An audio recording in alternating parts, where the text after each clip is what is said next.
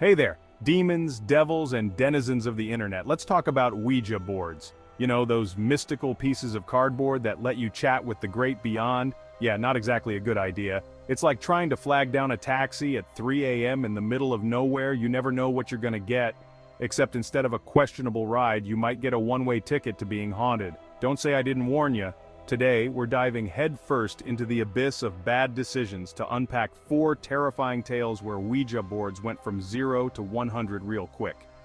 Buckle up, buttercups, because things are about to get spooky. So, picture this, you're hanging with your friends, the mood is light, maybe you're telling ghost stories and someone suggests breaking out the Ouija board. It's a classic move, right?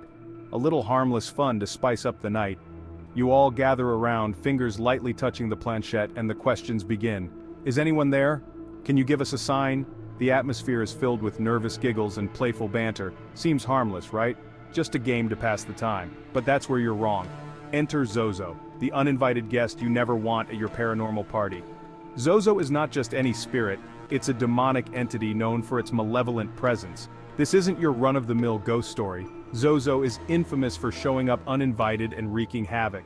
This demonic entity is basically the internet troll of the spirit world, notorious for showing up uninvited and wreaking havoc. Zozo thrives on fear and chaos, and once it makes its presence known, it doesn't leave easily. It's like opening a Pandora's box of paranormal activity. Our first story centers around a group of friends who learned about Zozo the hard way.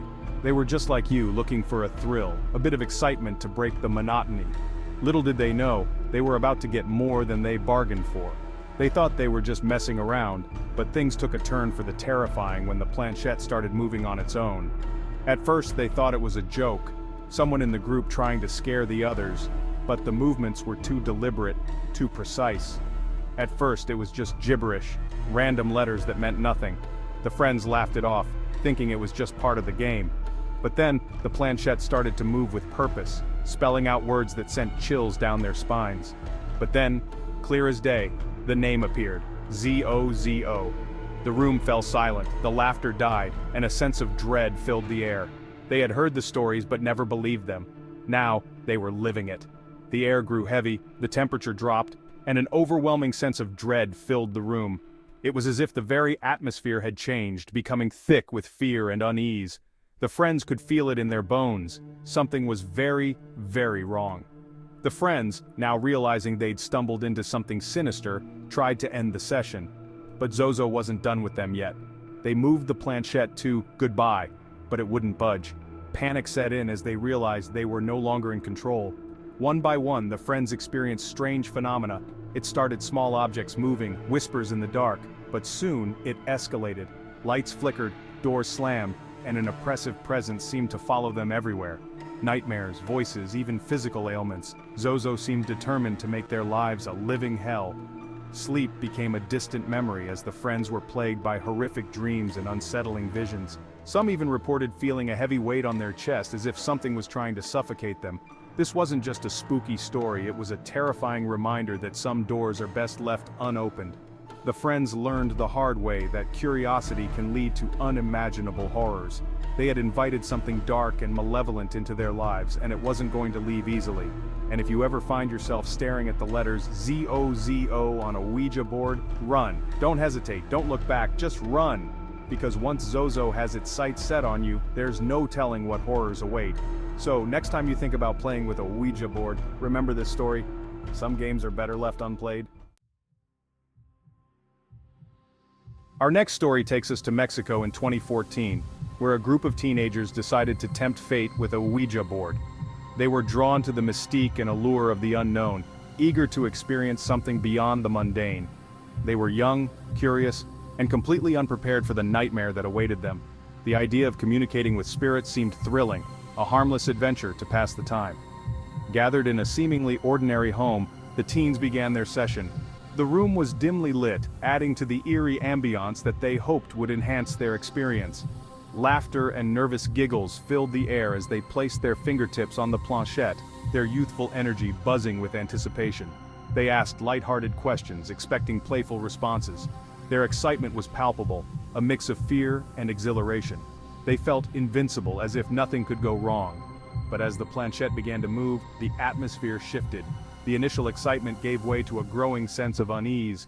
The lighthearted mood evaporated, replaced by an icy chill that seemed to seep into their very bones. The room grew colder, and the shadows seemed to lengthen and darken. The teens reported feeling an overwhelming presence in the room, something dark and malevolent that watched their every move. It was as if the very air had become heavy with dread. They sensed an entity lurking in the shadows, its gaze piercing through the darkness. The feeling of being watched was inescapable, and it filled them with a primal fear. As the session continued, the energy intensified, culminating in a terrifying display of paranormal activity. Objects began to move on their own, and the room seemed to pulse with an otherworldly energy. One of the teenagers, a young girl, began to convulse violently, her body contorting in ways that defied explanation. Her friends watched in horror, unable to comprehend what was happening. Her body twisted and turned, as if controlled by an unseen force. It was a sight that would haunt them for the rest of their lives. Her eyes, wide with terror, seemed to reflect an unseen horror that gripped her soul. It was as if she was staring into the abyss, and the abyss was staring back. Panicked, the other teenagers tried to help their friend, but it was like an unseen force had taken control. Their attempts to calm her were futile, and their fear grew with each passing second. The force seemed to tighten its grip, making it impossible for them to break free. It was as if they were trapped in a nightmare from which there was no escape.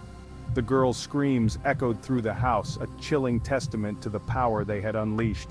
Her cries were a desperate plea for help, but there was no one to save them. The teens managed to escape the house and seek help, their hearts pounding with fear. They ran through the streets, their minds reeling from the terror they had just experienced.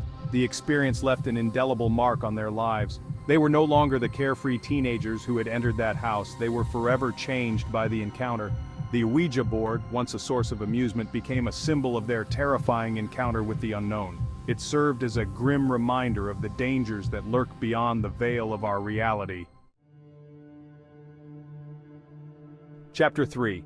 The Haunted Life of Doris Bither. Get ready for this one because it's a real doozy. This is the story of Doris Bither, a woman who claimed to be tormented by not one, not two, but multiple entities, and she blamed it all on a Ouija board. Doris's story takes place in the 1970s, and let me tell you, it was a wild ride. She claimed that after using a Ouija board, her house in Culver City, California became a paranormal hotspot. And when I say hotspot, I mean full-on spectral rave. According to Doris, she was constantly harassed by these entities.